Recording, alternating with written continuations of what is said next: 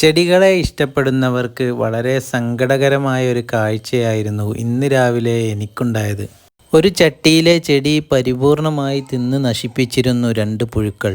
സാധാരണ കണ്ടുവരുന്ന പുഴുക്കളിൽ നിന്ന് വലിപ്പം കൊണ്ടും സൗന്ദര്യം കൊണ്ടും വ്യത്യസ്തരായിരുന്നു അവർ. നീണ്ടു കൂർത്ത മുഖവും ഉണ്ട കണ്ണുകളും നല്ല ഇളം പച്ച കളറുമൊക്കെയായി നല്ല ഭംഗിയുണ്ട് കാണാൻ. അതുകൊണ്ട് തന്നെ അവരെ വെറുതെ വിടാൻ നമ്മൾ ഉദ്ദേശിച്ചില്ല.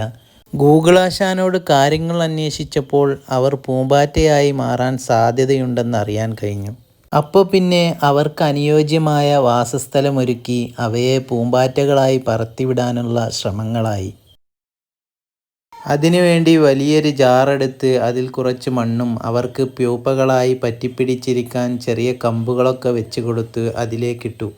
ഇനി അവർ പൂമ്പാറ്റകളായി പറന്നിറങ്ങുന്ന ദിവസത്തിനു വേണ്ടി കാത്തിരിക്കാം.